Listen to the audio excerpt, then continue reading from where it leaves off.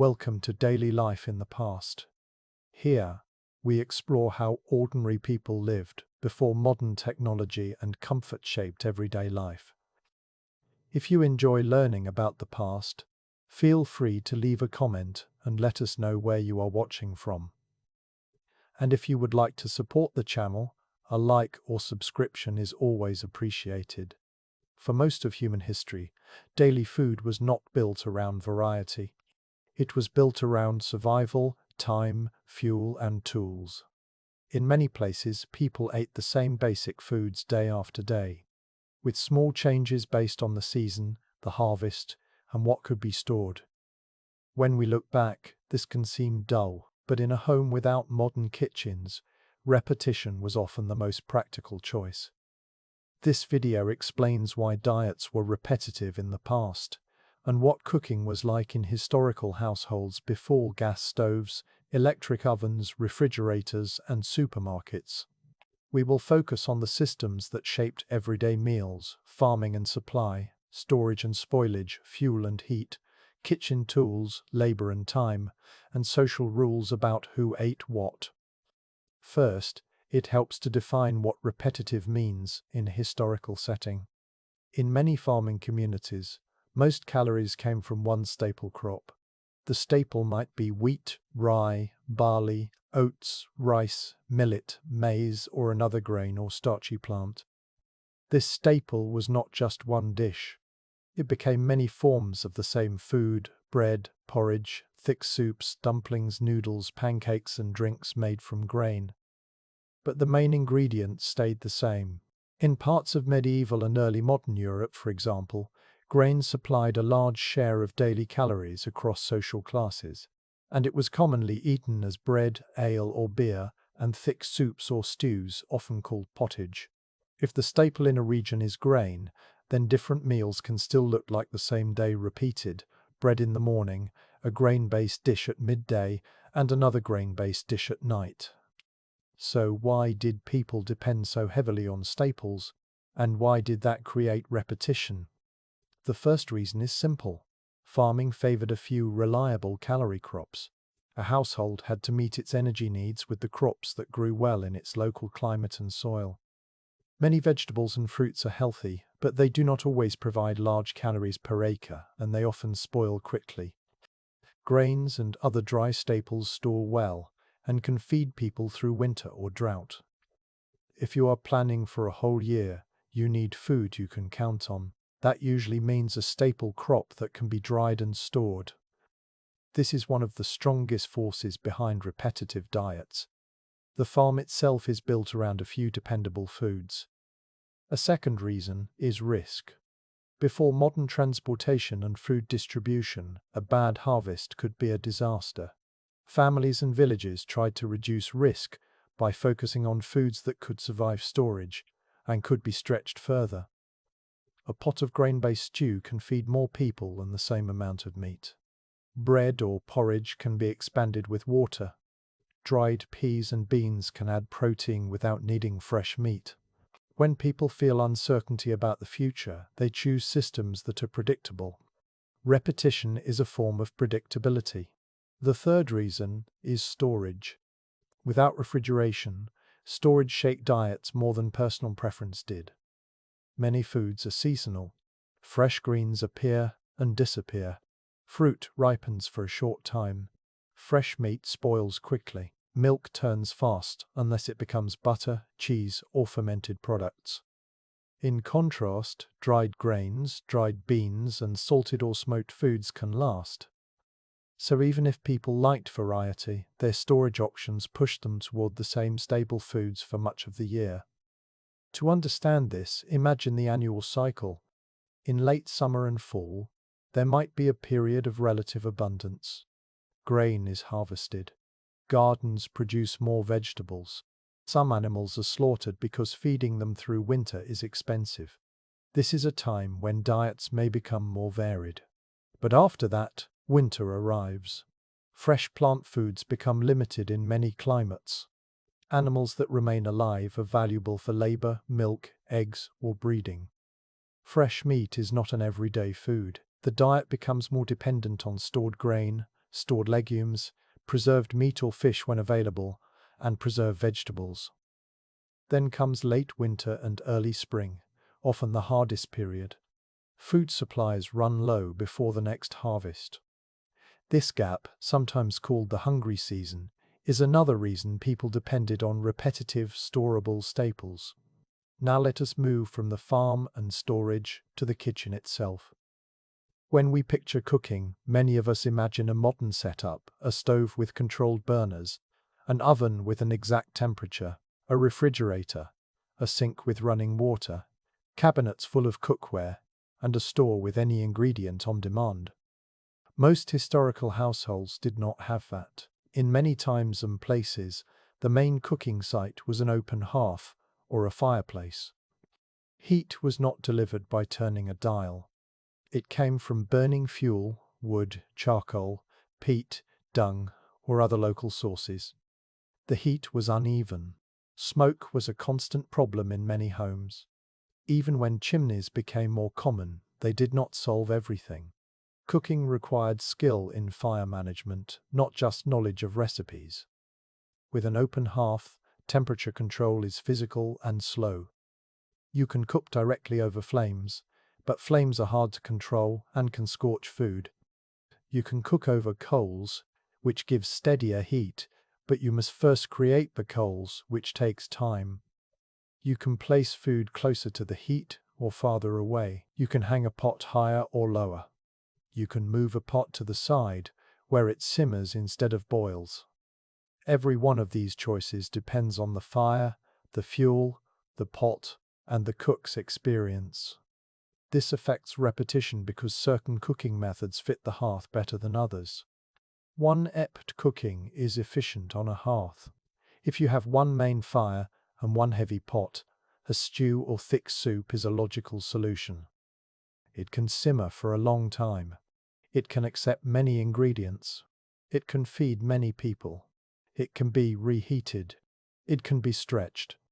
This is why so many historical diets feature some version of pot food, porridge, gruel, pottage, soups, stews, and boiled grain dishes. Baking is also possible, but it is more demanding. Bread is common in many societies, but making it often requires milling grain into flour, mixing dough, and baking it. Baking needs strong, steady heat and often a separate oven. In some places, households had small ovens. In other places, villages relied on communal ovens, sometimes controlled by local authorities or landlords, where people brought their dough to be baked. When baking depends on a shared oven or a large fuel expense, it can become a scheduled routine. That routine can lead to repeating foods, the same bread, made the same way, week after week. Now let us talk about tools. Modern kitchens are filled with specialized devices, blenders, mixers, non-stick pans, pressure cookers, slow cookers, microwaves, food processors, and precise thermometers. Historical kitchens were often centered on a small set of durable items. A heavy pot or cauldron for boiling, a smaller pot or kettle, a ladle, a wooden spoon, a knife, a cutting surface, sometimes a pan designed to sit in coals, sometimes a spit for roasting, sometimes iron hooks, cranes, or adjustable hangers to suspend pots over the fire. When a household owns only a few key tools, meals naturally repeat around what those tools do best. A cauldron is excellent for boiling grains, making soups, and cooking beans. It is less suited to delicate baking. A spit can roast meat, but roasting requires attention, space, and fuel, and it is more common in wealthier households or special occasions. So the basic tool set pushes everyday cooking toward boiling and simmering. There is also the issue of fuel. Fuel was not free. Wood had to be cut, dried, carried, and managed. Charcoal required its own production process. Peat had to be dug and dried. In many societies, fuel use was a serious household concern. Different foods required different fuel costs. A long-simmered pot might seem expensive, but it can be kept at a low heat once it is going. Baking requires a hot oven, often heated by burning a large amount of fuel first. Roasting can require steady heat and attention. Frying, depending on the setup, can be fuel-intensive and also requires cooking fat, which may be scarce. When fuel is precious, people choose methods that deliver the most food for the least fuel. Over time, that produces repeating efficient dishes.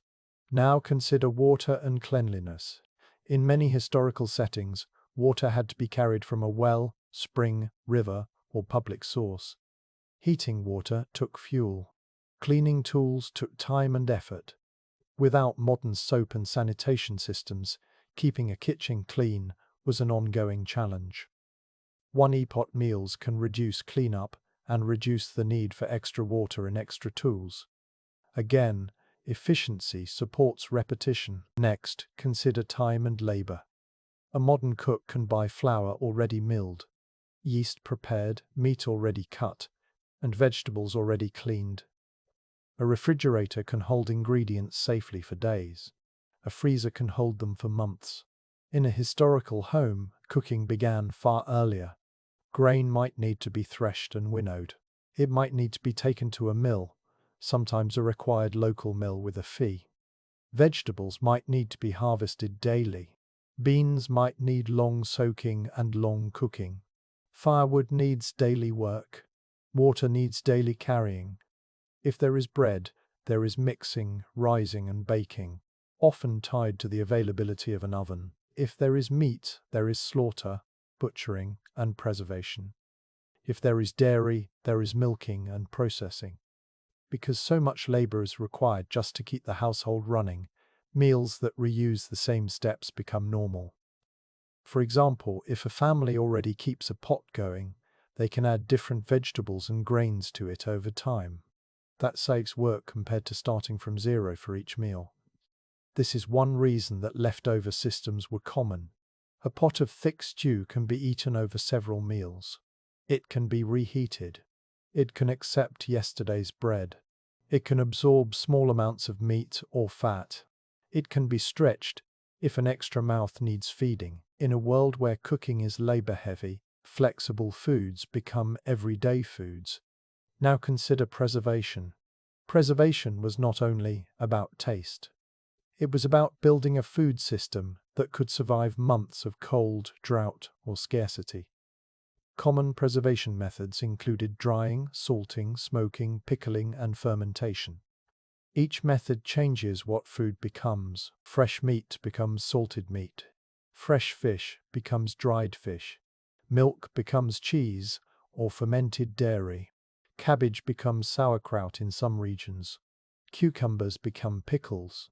Grain becomes bread, porridge, or beer. These preserved foods often have strong flavors, but they also have a repeating character. If your protein is mostly salted pork or dried fish for months, your meals will feel similar. Also, preservation requires supplies. Salting requires salt, which can be costly or controlled by trade and taxation. Smoking requires fuel and a suitable place. Pickling requires containers and often vinegar or brine. Fermentation requires knowledge and careful timing. Because preservation is a system, households tended to preserve the same foods in the same way each year. That creates a repeating menu. Now let us talk about social and economic access. Repetition was not equal for everyone. Wealthier households, especially in towns and cities, often had more access to markets and trade goods. They could buy foods that were not grown locally. They might have more meat, more spices, more refined flour, and more specialized kitchen equipment. They might have staff whose full-time job was cooking. Poorer, rural households had fewer options. Their diet was usually shaped by what they could grow, what they owed in rent or taxes, and what they could store. In many societies, some of the best products were sold for cash, rather than eaten at home. A household might grow wheat but sell it. They might keep the less valued grains for their own bread or porridge. They might raise animals, but sell prime meat. They might keep only scraps, offal, or preserved pieces. When the household economy pushes valuable foods outward toward markets or landlords, the home diet becomes simpler and more repetitive. Repetition is also connected to rules and customs. In some times and places, social rules affected who could eat what. There were customs about hunting rights. There were religious fasting rules that changed diet on certain days, especially concerning meat. There were laws and guild systems regulating bread and ale in towns.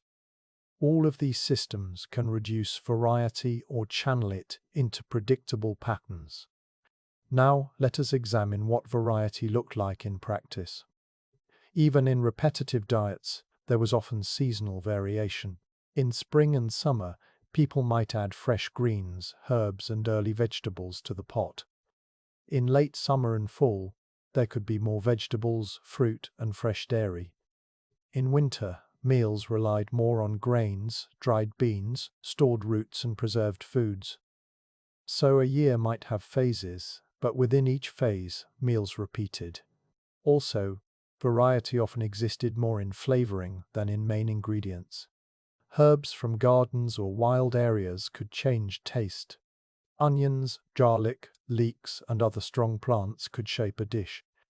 A small piece of bacon fat could change an entire pot. But these changes did not always mean a new kind of meal. They were variations within the same structure, a grain base, a pot, and whatever additions were available. Now let us focus on the physical environment of cooking without modern kitchens. Cooking space could be smoky. In many homes, the hearth also heated the room. That means cooking was tied to heating needs. In warm months, cooking could make the home uncomfortable. In cold months, cooking helped warm the household. Light was limited. Before electric lighting, cooking often depended on daylight, firelight, and later oil lamps or candles when available. That influenced what tasks could be done safely and accurately. Ventilation was limited. Smoke and soot could affect indoor air and coat surfaces. This made cleaning harder and influenced the design of tools and the kinds of cooking done indoors. Safety risks were real. Open flames, hot coals, heavy pots, and boiling liquids create danger. Historical hearth cooking tools like cranes and hooks helped move pots and adjust heat, but accidents still happened.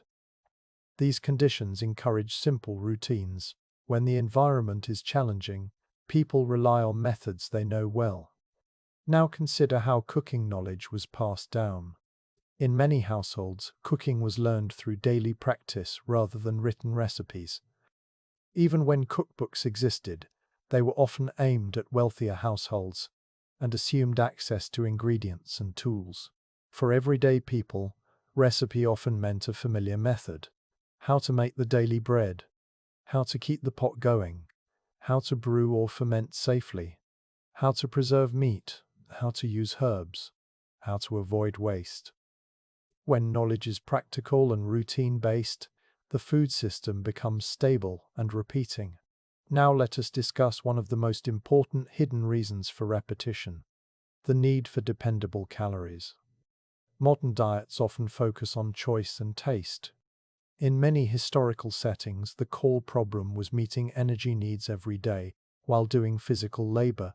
Farm work, hauling water, cutting wood, grinding grain, washing clothes, and building or repairing tools all required energy.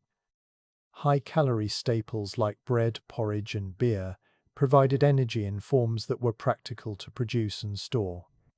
This is why grains dominate so many historical diets. They are a strong solution to a daily math problem: how to produce enough calories for a household across an entire year. Now consider drink. In many places, people drank weak beer or ale as part of daily life. This is sometimes misunderstood as constant intoxication, but in many systems the drink was low in alcohol and served as a common beverage. Drinking practices were influenced by water quality, storage, and the fact that brewing uses boiling and fermentation. In some environments, brewed drinks could be a practical way to turn grain and water into a stored beverage. When grain is used for both food and drink, it strengthens the role of the staple. Bread, porridge, and brewed drinks can all come from the same crop. That tightens repetition even more. Now let us look at cooking before modern temperature measurement. Modern ovens tell you the temperature. Historical cooks relied on experience. They judged heat by sight, sound, smell, and time. They judged by the behavior of flames and coals. They judged by how quickly water simmered. They judged by how bread browned. This favors cooking methods that are forgiving. A stew that simmers can tolerate some variation. A loaf of bread in a hot oven can fail if conditions are wrong. Pastries and delicate baked goods are even harder. So, in many ordinary households, the everyday food system leaned toward forgiving techniques. That also tends to be repetitive. Now consider cookware materials. Clay pots were used in many regions. They can crack with thermal shock. They can break. Metal pots, especially iron, are durable and can be used directly over fire. But they were valuable possessions and not always common in poorer homes. If a household has only one main pot, then the whole meal system centers on that pot. That is one of the clearest connections between tools and repetitive diets. Limited cookware creates limited formats. Now let us talk about what kitchens were inside the home. In many households, there was not a separate room designed only for cooking. The hearth could be in the main living space. Cooking happened where people worked, warmed themselves, and slept. In larger homes, there might be a separate kitchen area, sometimes to keep smoke and heat away from living quarters. But for many ordinary households, cooking was integrated into the daily space. When cooking is part of the core living area, it tends to follow predictable routines that fit the household schedule. Now consider the role of communal systems. In some societies, certain food processes were shared. Mills could serve a region. Ovens could be communal. Markets could supply salt, fish, or grain. When key steps are tied to shared infrastructure, diets become patterned. Bread baking day might be weekly. Milling might be done when time allows. Brewing might follow household cycles. Shared systems can also limit variety because they favor standardized products. Now we can put these parts together. Repetitive diets were not mainly caused by lack of imagination. They were caused by the structure of life. Staple crops dominate because they store well, provide calories, and reduce risk. Preservation methods turn many foods into a few stable forms. Fuel cost pushes cooking toward efficient methods. Open hearth heat control favors boiling and simmering. Limited cookware favors one-pot meals. Water and cleaning constraints favor fewer tools and simpler processes. Labor demands encourage routine. Economic systems can move the best foods to markets, leaving simpler foods at home. Customs and rules shape what is eaten and when. When all of these forces act together, repetition is the normal outcome. But repetition does not mean meals were identical every day. Even a simple pot-based diet can change with the seasons. It can change with what is gathered. It can change with small additions like herbs, onions, or bits of fat. It can change with celebrations, trade, or occasional access to fresh meat. The structure repeats, while the details shift. Finally, it helps to compare this to the modern world. Modern kitchens offer controlled heat, safe storage, rapid transport, and year-round access to ingredients from across the globe. Because of that, variety is easy. But historically, variety had to be earned through extra labor, extra fuel, extra tools, extra storage, and extra cost. For many households, the smartest system was a stable one, a dependable staple, a familiar set of techniques and meals built around the tools they had. In that setting, repetitive diets were not a failure of culture. They were an organized solution to the basic problem of feeding people day after day with limited technology. Understanding that system helps us see historical cooking clearly, not as a list of strange old recipes, but as a practical, carefully managed household process shaped by land, storage, heat, labor, and time.